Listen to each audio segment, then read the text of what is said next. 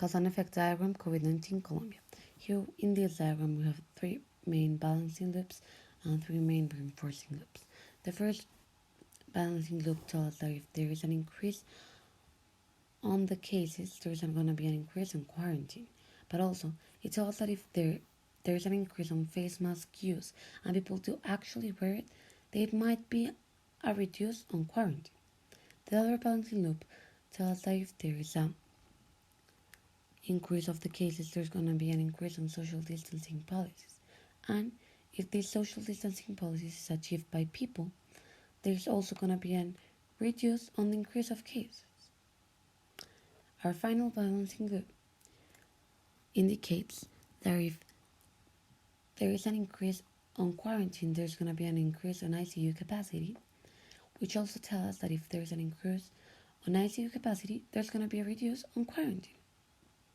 Then let's go to the main reinforcing loops that tell us, for example, one of them tells us that if there is social distancing, there's going to be less consumers because there's going to be less opportunities for people to go to buy stuff on malls or go out.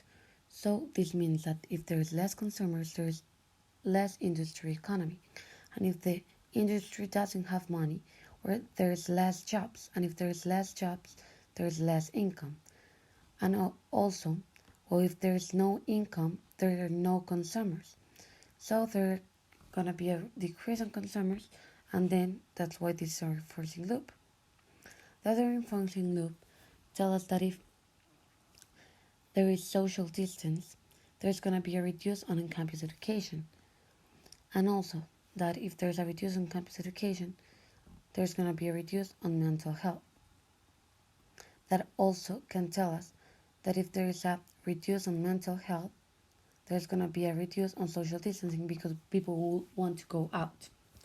Finally, our last reinforcement loop tells us that if there is more on-campus education, there's going to be less ICU capacity.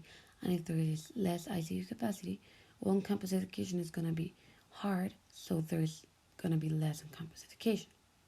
Also, telling us outside the loop that if there is a reduce in ICU capacity, the mortality rate by COVID-19 it's going to increase.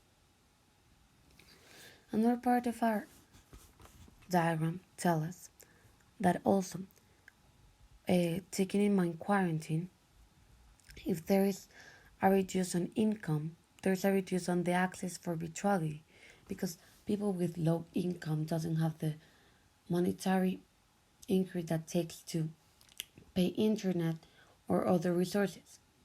So if there's no virtuality, there's no things such as virtual education, and if there is no discommunication from the outside world, well, there is also going to be a reduce in mental health. And also, if there is an increase on virtuality, there's going to be a decrease on the increase on the cases. That's why a lot of schools have live virtual education, and jobs also have gone into virtuality. Basically, that's it for the Colombian cause and effect diagram.